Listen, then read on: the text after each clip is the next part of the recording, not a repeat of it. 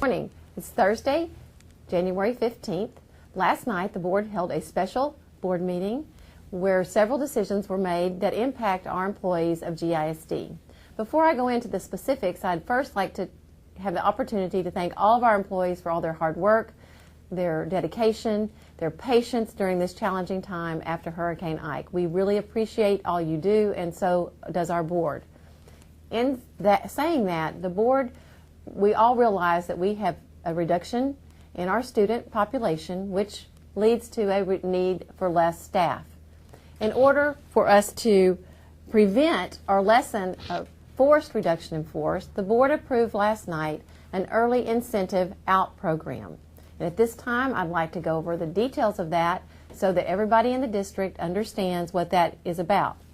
Beginning Tuesday, January 20th at 3 o'clock, through February 20th at 3 o'clock, any individual in the district who knows that they will not be returning next year has the option for early out with an incentive attached to that. The incentives are as follows. If you're a district employee of 1 to 5 years and you let us know within that time frame, you would receive 1% of your salary. If you have been in the district 6 to 10 years, you would receive 3%. 11 to 15 years, 5%. 16 to 20, 7%. And 20 plus years, you would receive 10% of your salary. This is based on the need for less employees in each category. And I'll give you an example. Let's say next year we need 15 less aides.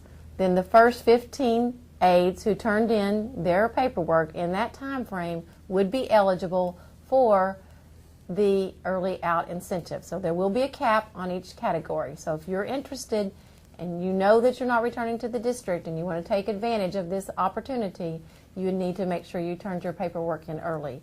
There will be information coming out on the internet and through an email with all the forms and documentation that you would need.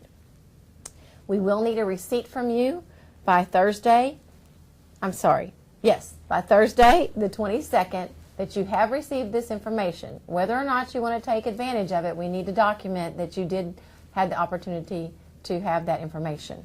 And with me today, I have Chris Underhill, who is the local representative from our Galveston Education Association, which is affiliated with the Texas State Teachers Association. And when we started to talk about this incentive, we did meet with the representatives and we met with the Superintendent's Teacher Advisory Council to get their input and their support on this incentive. And I'll give Mr. Underhill an opportunity to speak.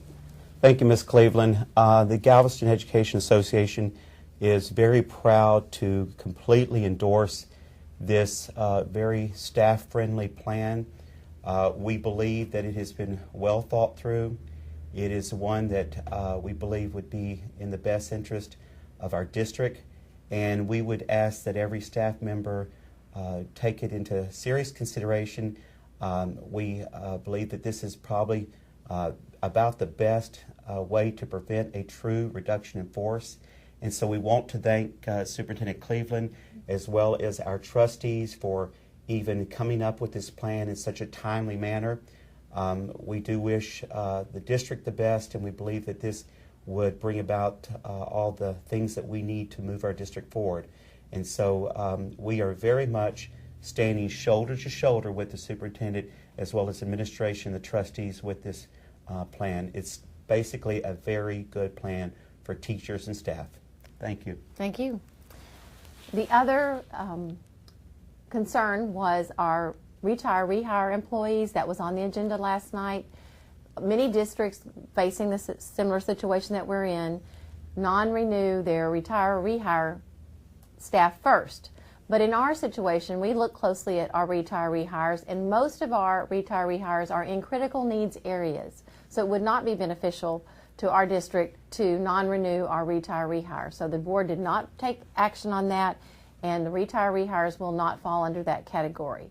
Now, retire-rehires will not be eligible for the early incentive, but the board did not take action on non-renewing their contracts for next year because they are in the high needs area.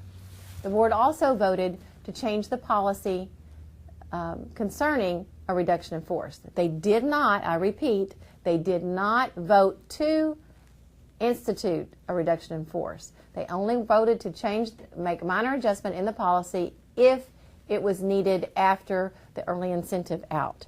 The timeline for this process is as follows. From January the 20th again at 3 o'clock through February 20th at 3 o'clock, the early incentive option is open for all employees. Once that's closed, the administration and the Human Resource Department will look and see if there are any other categories that enough people did not take the incentive that we may have to have a reduction in force. Hopefully, through natural attrition and through this incentive program, either we'll be able to lessen the reduction in force or we may not have to have one at all. The board will make that final decision by March 4th, and everyone that would possibly be affected would be notified between March 4th at the latest date, April 4th.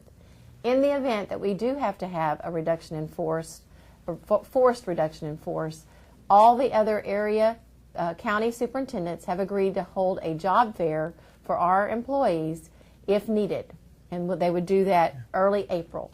So we appreciate their support, and we want this to be as less painful for all of us in this district as possible and stay focused on what we're really here for, and that's educating our students.